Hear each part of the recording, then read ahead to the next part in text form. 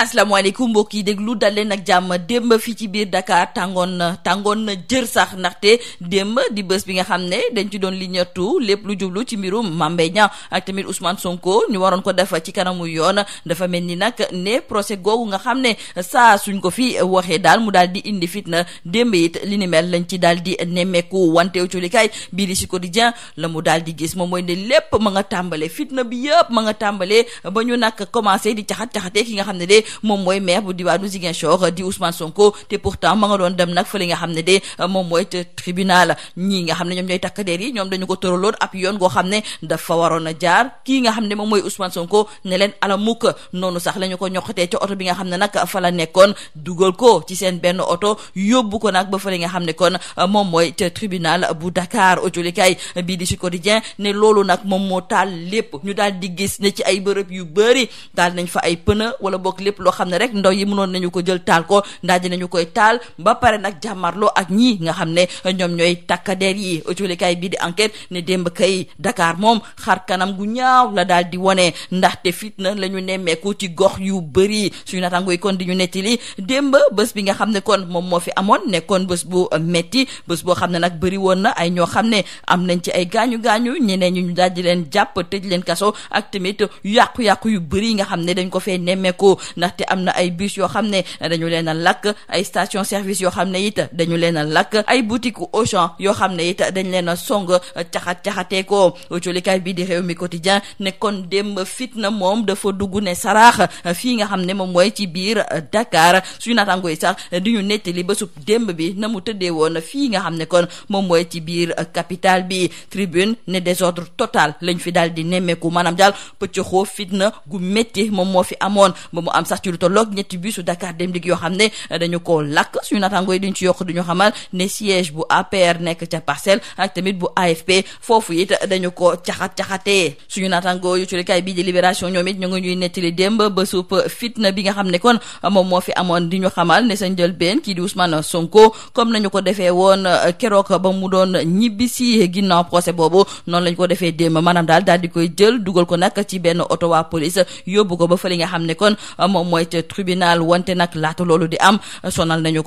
ko torop te loolu sax moom moo tax ba fu mu nekk nii démb ki nga xam ne de moom mooy Ousmane Sonko munul woon sax toog lu yàgg ci wàllu procès boobu. Colikaay bii di l'info du ñu xamal ne moom ak maître Clédor Ciré Ly démb moom dañ leen sonal gazé leen démb daal amul lu ñu leen deful ngir rek ñu war leen mën a yóbbu ca fële nga xam ne kon moom mooy ca procès ba. wanteew colikaay bii di Le Peuple moom la mu ca gis moom mooy ne même su fekkente ne daal fitna amoon na ci yenn ci ay gox fii ci biir Dakar ñii nga xam ne kon ñoom ñooy takkadeer yi sa mujjantal ga ñëw nañu nag daal di fay daay yëpp. colikaay bii di La Mandat ne wiiri jaari ndaari ñoom la ñu gëm moom mooy ne kii nga xam ne de moom mooy Ousmane Sonko saa su ne day bëgg nag ñuy dàq li nga xam ne moom mooy procès bi. dafa mel ni sax ne Sonko buggul procès boobu daal di antu. colikaay bii di Critique ne démb kay Sonko ak ki nga xam ne moom mooy maître Clédor Ciré Ly sonnoon nañu torop. Colikaay bi di Le Quotidien ne démb ay avocat Ousmane Sonko ñoom dañoo sukkandiku sax ci li nga xam ne kon moom mooy caxat-caxatee ga ñu caxat-caxatee seen i client ak tamit sonn gi nga xam ne kii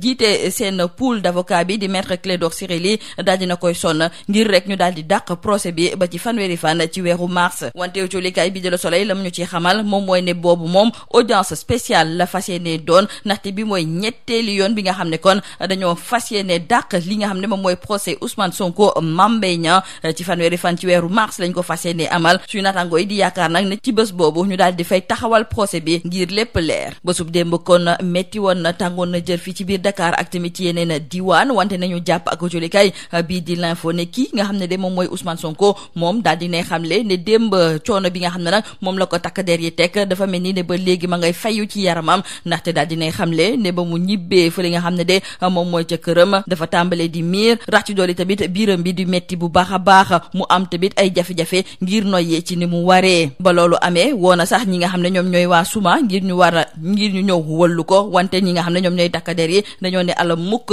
ambulance bi du jàll dem ba fële nga xam ne kon moom mooy ca kër Ousmane Sonko. loolu yëpp kon ki nga xam ne de moom mooy Ousmane Sonko la mu ca gis moom mooy ne Macky Sall daf koo bëgg a fexeel Macky Sall daf koo bëgg a rey loolu nag moom moo tax muy doxalee ni mel. lii moo nekkoon mbokk jullikat yi li gën a fës ci biir jullikat yi ñu leen di ñaanal njax ci lu bës ak jàmm. Mesdames et messieurs, bonjour. Chaude journée hier ici à Dakar. Des échauffourées ont en effet opposé les militants et sympathisants de la coalition Yewwi Askan Wi aux forces de l'ordre. Du coup, la capitale dakaroise a été transformée en l'espace d'une demi-journée en une zone de guérilla urbaine qui a scotché plus d'un habitant dans son domicile. Selon nos confrères du journal Sud Quotidien, tout est parti du traitement réservé au maire de Ziguinchor alors qu'il se rendait au tribunal. Ousmane Sonko, qui refusait l'itinéraire que lui imposaient les forces de l'ordre, a été extrait manu militari de son véhicule par celle-ci, notamment des éléments de la BIP, pour être embarqué avec ses avocats dans un de leurs blindés et conduit de force au tribunal de Dakar.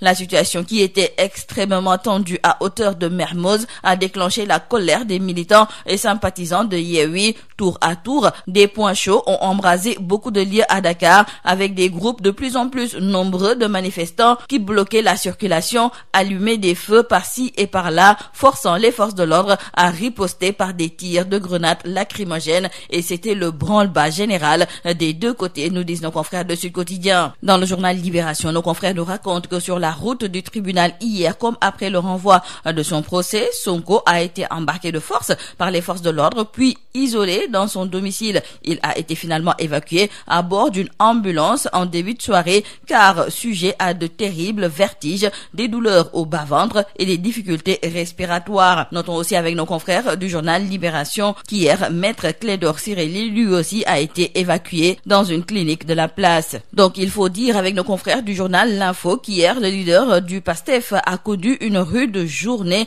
et alors qu'il allait au tribunal, il a été violenté par les forces de l'ordre qui l'ont gazé et extrait de force de sa voiture avant de le mettre dans une des leurs pour le déposer au tribunal contre son gré, et les traces de brutalité étaient bien visibles à travers ses habits et aussi son état physique. La preuve, il n'a pas tenu longtemps dans la salle d'audience avant d'être évacué pour raison de santé. Et une fois chez lui, le leader de PASTEF, à travers ses réseaux sociaux, s'est plaint de plusieurs mots, accusant le chef de l'État Macky Sall de tentative de l'éliminer physiquement. Dans le journal Enquête, nos confrères nous font aussi le récit d'une douloureuse journée de manifestations, d'arrestations et de scènes d'intifada. Des bus calcinés, des stations-service brûlées, des boutiques Auchan attaquées. Hier, Dakar a été balafré, nous disent nos confrères du journal Enquête. Hier, Dakar était la capitale de la violence, renchérissent nos confrères du journal Rewmi Quotidien. Et pour nos confrères de Tribune, c'était le désordre total hier, jour de procès de l'affaire Prodac. En plus, nos confrères nous font savoir que des véhicules, dont 3 bus Dakar Dem Dikk, ont été brûlés, le siège de l'APR au Parcelles Assainies et celui de l'AFP vandalisé. Cependant, on peut constater, nos confrères du journal Le Peuple, les forces de l'ordre étaient partout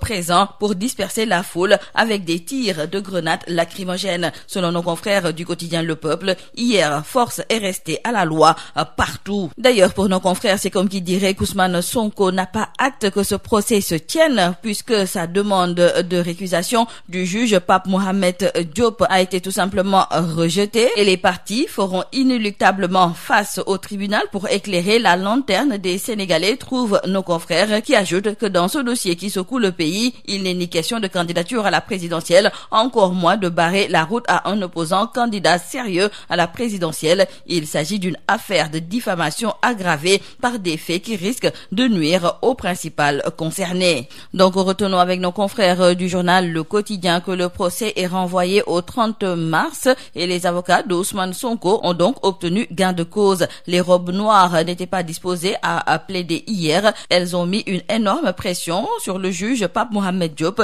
qui a finalement tranché en leur faveur. La défense a ainsi prétexté le traitement dont a fait l'objet leur client et maître Clédor Ciré Ly de la part des forces de l'ordre pour asseoir le bien fondé de leur requête. Hier, la défense était mal en point, et si la présumée victime parle de théâtralisation et de stratégie de contournement pour éviter la sentence de la justice, le principal mis en cause, lui, n'a pas eu le temps de se défendre. Ousmane Sonko, éprouvé par les gaz lacrymogènes, a juste eu le temps de raconter sa mésaventure. Pour nos confrères du journal Critique, hier, la violence était partout, même jusqu'au tribunal. Hier, Ousmane Sonko, le principal acteur de l'affaire, comme son avocat, coordonnateur du pool de défense, ont été mal en point suite aux échauffourées qui ont émaillé la matinée. Et suite logique de la tension qui couvait à la salle numéro 3, les parties ont échangé quelques coups après la décision de report qui a dégonflé la bulle. Donc après ce troisième renvoi, les protagonistes se retrouvent devant la barre le 30 mars prochain, écrivent nos confrères du quotidien Le Soleil, qui nous parlent cette fois-ci d'une audience spéciale. C'est tout à vos journaux et très bonne lecture.